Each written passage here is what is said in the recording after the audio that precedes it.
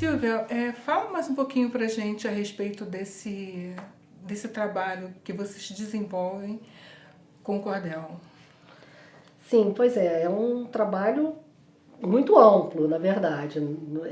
Eu tenho esse trabalho na Casa Rui, né, que eu faço uma pesquisa com os folhetos raros, mas também com os folhetos mais recentes. É,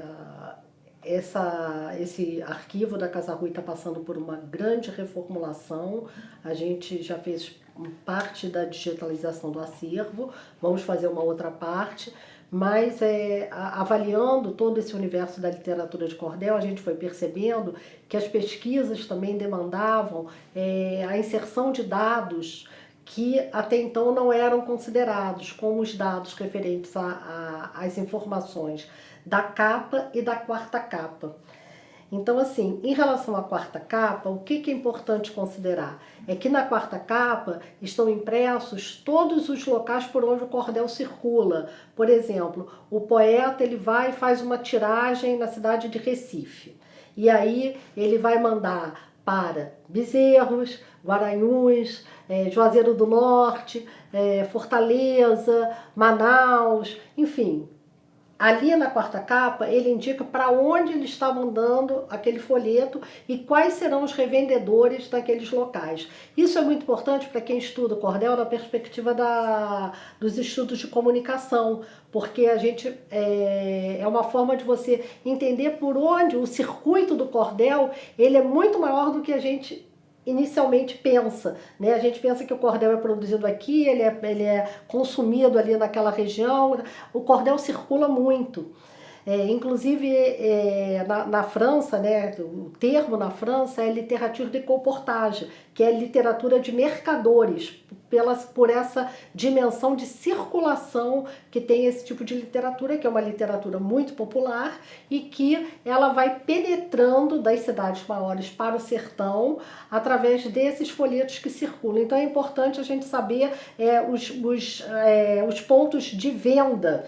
E a quarta capa é onde tem essa informação. Em relação à capa, a informação importantíssima, além do título, claro, né? Mas isso todo tipo de catalogação tem, é uma catalogação que é uma forma de catalogação que até então não era realizada, que é informar sobre a imagem da capa, o tipo de ilustração.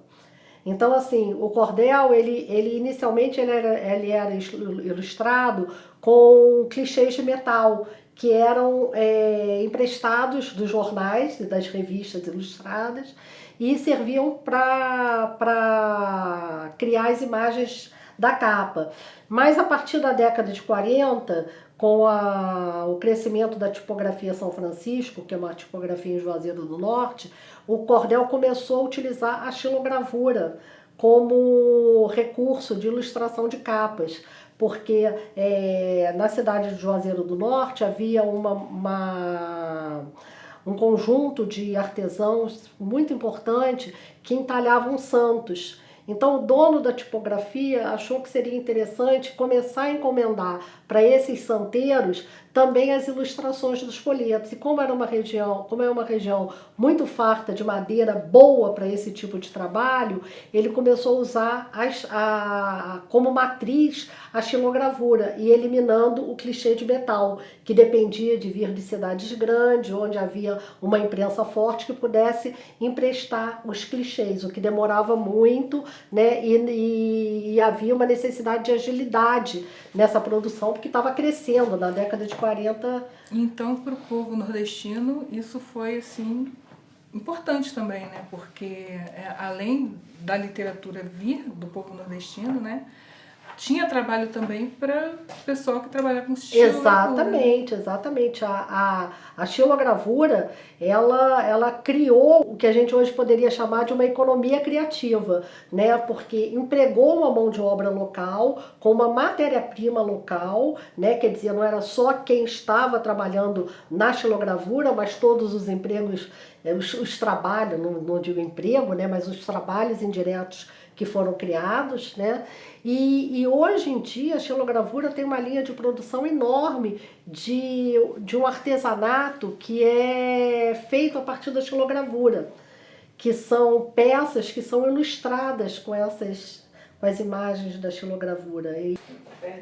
Então hoje os xilógrafos, eles usam muito esse trabalho da xilogravura para ilustrar azulejos, capas de agendas, bancos, mobiliário de um modo geral, abajur, tem muito abajur ilustrado com xilogravura, ilustrado não, decorado, né, com xilogravura, e isso tudo agiliza muito o trabalho deles, né, porque eles têm um ganho com isso, que eles aplicam em novas pesquisas de linguagem, enfim, criou realmente um movimento em torno da xilogravura a partir de uma atividade econômica que antes não existia. E sem contar também que tem um campo da xilogravura que virou um campo totalmente artístico, de uma arte praticamente erudita, digamos assim, que é vendida com valores bem elevados. Vamos encerrar esse segundo bloco e voltamos daqui a pouco com mais Silvia Ney.